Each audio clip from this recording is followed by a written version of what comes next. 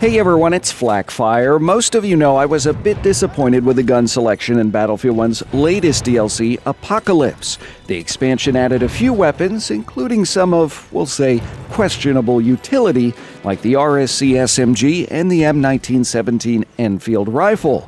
For many, they just didn't meet expectations. As it turns out, DICE may have been playing the long game. Dataminers have uncovered 6 brand new weapons hidden away in the files on the Battlefield 1 CTE. A big shout out to Rad Gamer Dan for letting me use his 3D renders. You can check out his channel with a link in the description below. And with that said, let's dive right into it. There are 2 prototype models of the famed Thompson Submachine Gun in the files. The first is the Thompson Annihilator, featuring a stick magazine and an air-cooled barrel. This gun features a front sight but lacks one in the rear. The Annihilator prototype is an important evolution of the Tommy gun, along with the Thompson 1919 pattern gun, which is also featured in the game files. The Thompson 1919 ditched the Annihilator's barrel shroud, with John Thompson instead opting for the production model's signature cooling fins. Both feature a foregrip and were designed as trench brooms, intended to hose out ammunition during trench assaults.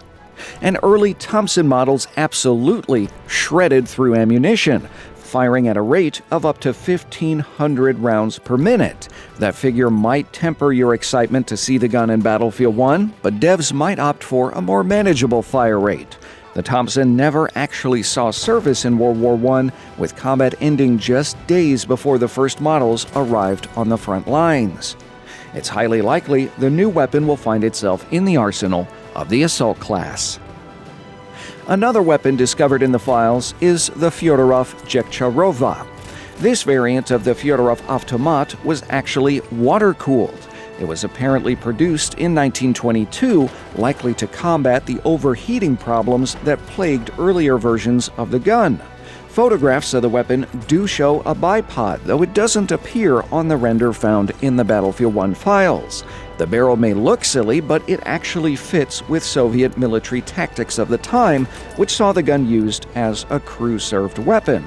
The magazine size appears to be the same, and the weapon will likely find a home with the medic class. For support players, DICE looks to add the Burton light machine rifle.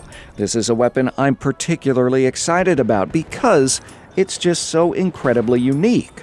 The weapon fires an intermediate cartridge and was intended to down observation balloons with incendiary ammunition.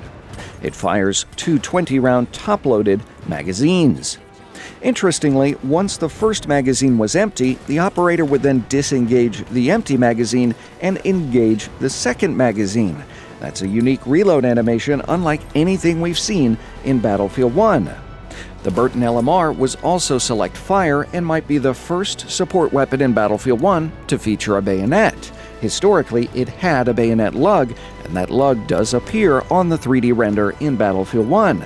It also has a unique sight picture with sights located between the magazines. Next is the Mosin-Nagant M38 rifle. Although Battlefield 1 already includes the full-length M91, the M38 is a derivative carbine issued in 1938. Like the M91, the M38 carbine features a 5-round integral magazine loaded via stripper clips. Its inclusion in Battlefield 1 raises a few questions, however, since it saw service in the Winter War with Finland and World War II. It's likely, of course, to be part of the Scout arsenal. And lastly is the Colt single-action Army Revolver.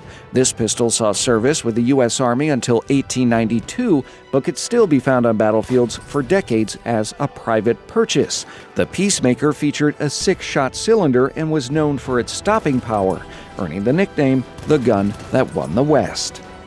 Currently, there's no guarantee or timetable for the weapons to arrive in Battlefield 1, but it's likely to be before June when regular updates will cease for the game. They're also likely to be free since Battlefield 1's Premium Pass content ended with Apocalypse.